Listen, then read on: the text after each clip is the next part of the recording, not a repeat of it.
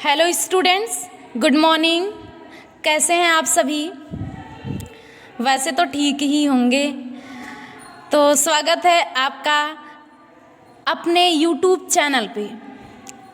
तो आज के इस वीडियो में हम आपको बताएंगे कक्षा 10 गृह विज्ञान।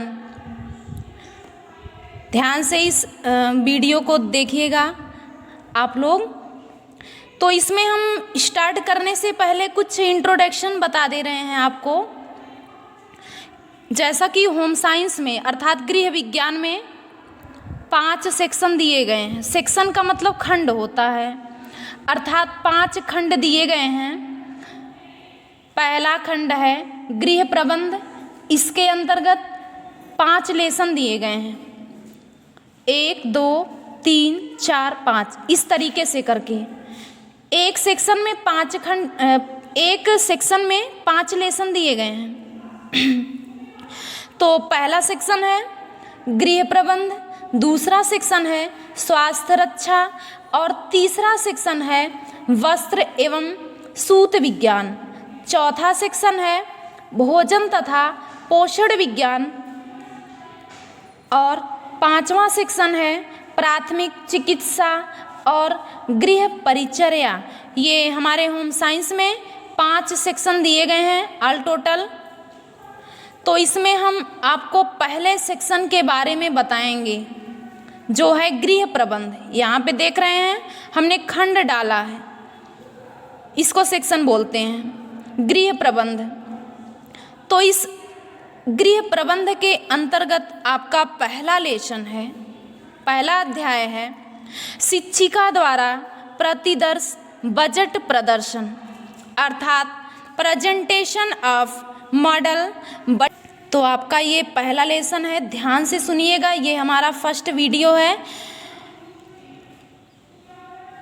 तो शिक्षिका द्वारा प्रतिदर्श बजट प्रदर्शन, इस लेसन में हम बजट के बारे में जानकारी प्राप्त करेंगे कि बजट क्या है, बजट का अर्थ क्या होता है, अर्थात बजट की परिभाषा क्या है।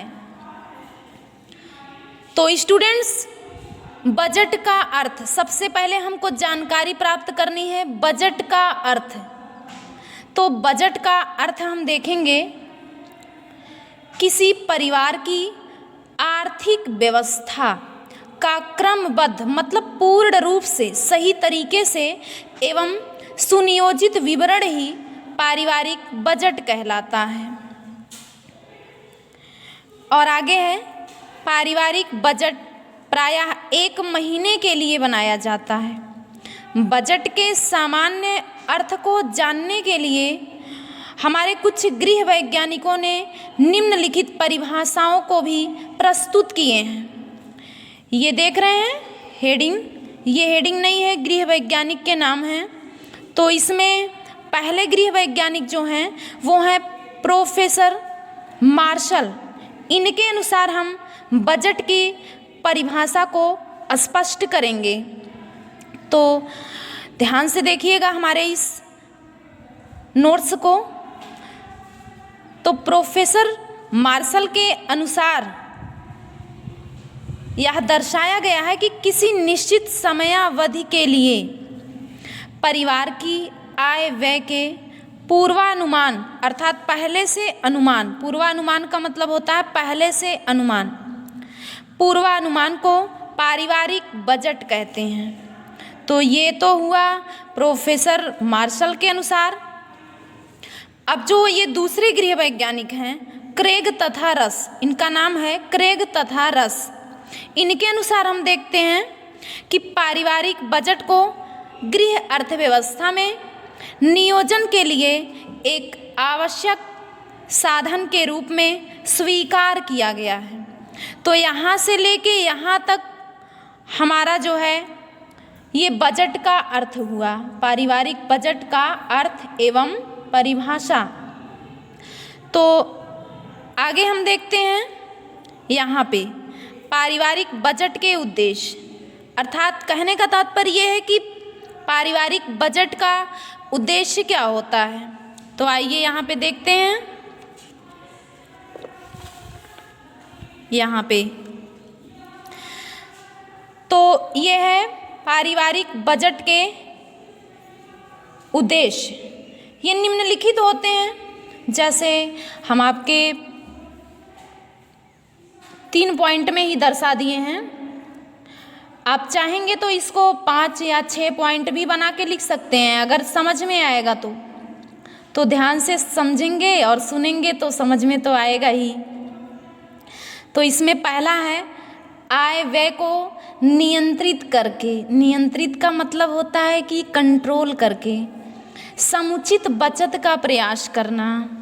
दूसरा पॉइंट है आपका परिवार में होने वाले अनावश्यक व्यय पर नियंत्रण करना। अनावश्यक का मतलब होता है कि जिसकी ज़रूरत नहीं होती उस पर खर्च ज़्यादा नहीं करना चाहिए, मतलब आवश्यकता से अधिक खर्च करना वो अनावश्यक में आ जाता है। और व्यय का मतलब होता है खर्च करना। व्यय का मतलब होता है क्या? खर्च करना।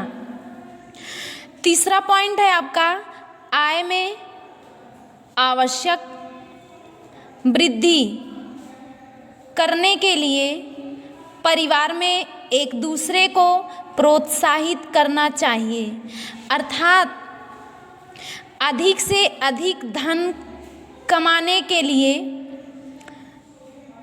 परिवार में एक दूसरे को प्रोत्साहित करना चाहिए और उसे शिक्षित भी बनाना चाहिए।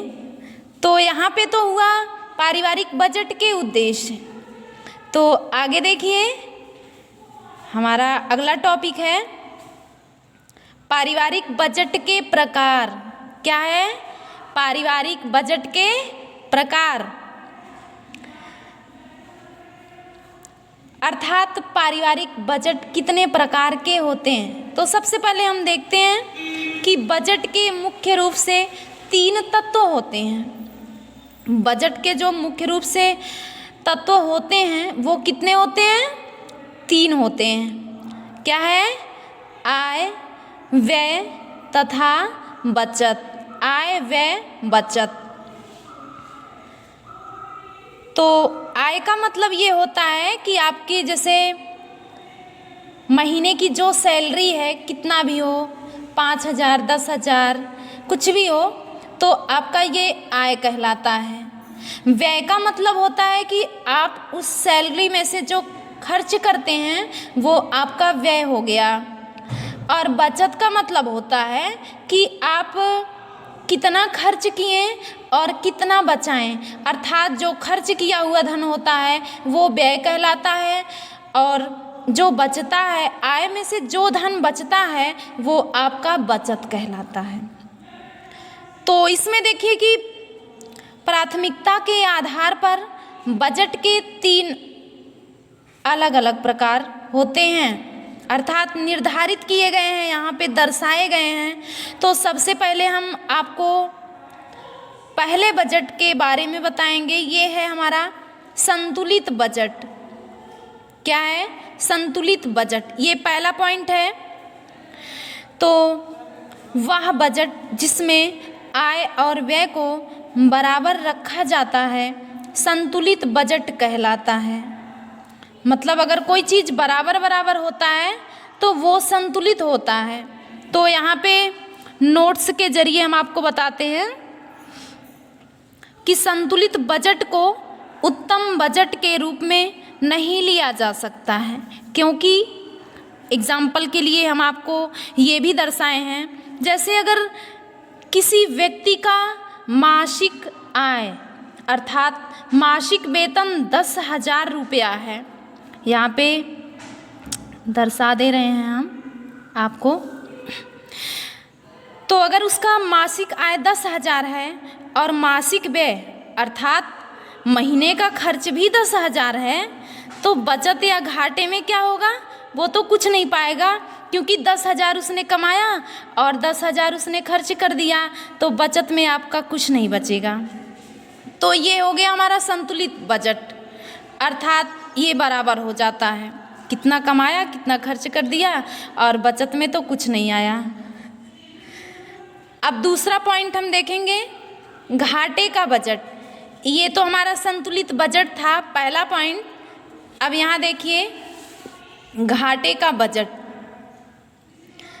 घाटे का बजट ये दूसरा पॉइंट है, ध्यान से देखना आप लोग। तो जब बजट में आय से अधिक व्यय दिखाया जाता है तो वह बजट घाटे का बजट कहलाता है। अर्थात फिर से समझिए एक बारी आप लोग कि जब बजट में आय से अधिक व्यय, जैसा कि हमने आपको आय व्यय और बचत के बारे में बता दिया है, तो हमने कह दिया ना कि अगर ध्यान से सुनोगे तभी समझ में आएगा। तो देखिए फिर से घाटे का बजट क्या है। जब बजट में आय से अधिक व्यय दिखाया जाता है तो वह बजट घाटे का बजट कहलाता है। यहाँ पे देखिए नोट्स, घाटे के बजट से परिवार की अर्थव्यवस्था जो होती है वो डगमगा जाती है, अर्थात धीरे धीरे बिखरने लगती है। घाटे के बजट से मतलब घाटा होने लगता है ना। जैसे मासिक आय है ना, वो अगर 10,000 है तो उसका मासिक व्यय कितना है 12,000। अगर वो 10,000 मासिक आय है तो व्यय कितना कर रहा है 12,000 कर रहा है। तो भाई घाटे का बजट तो होगा ही, 10,000 सैलरी है, 12,000 आप खर्च कर रहे हो, तो मासिक घाटा कितना हुआ, मतलब महीने में उसको जो है 2,000 का तो घाटा हो गया। ये समझ में आया आपको? तो ध्यान से खर्च करना आप लोग, ठीक है। अब यहाँ पे देखिए तीसरा पॉइंट, बचत का बजट। क्या है? बचत का बजट। ये तीसरा पॉइंट है और लास्ट पॉइंट है। ये जो बचत का बजट होता है, यह बजट सबसे उत्तम होता है, अर्थात सबसे महान होता है। बचत के बजट में परिवार पर कभी आर्थिक संकट नहीं आता है। यहाँ पे देखिए इस बजट से परिवार के सदस्यों को भी अधिकतम संतुष्टि प्राप्त होती है। भाई ये सबसे उत्तम बजट है। कौन सा बजट? बचत का बजट। जैसे मासिक आय, एक बारी फिर से बता देते हैं कि आय का मतलब होता है कि आपने कितना कमाया, और व्यय का मतलब होता है कितना उसमें से खर्च किया, और बचत का मतलब होता है कि आय में से आपने खर्च करके कितना धन बचाया। तो यहाँ पे देखिए अब बचत के बजट में मासिक आय 10,000 है और मासिक व्यय जो है उसने 8,000 किया। मतलब कोई भी व्यक्ति हो, अगर 10,000 उसकी आय है तो 8,000 उसने व्यय किया, खर्च किया, तो बचत में उसका कितना बचा 2,000 रुपया। तो आज के इस वीडियो में हम इतनी ही जानकारी देंगे आपको। Thank you students. इस वीडियो को और आगे देखने के लिए इस चैनल को लाइक कीजिए, सब्सक्राइब कीजिए और कमेंट कीजिए तथा अपने दोस्तों के साथ शेयर कीजिए।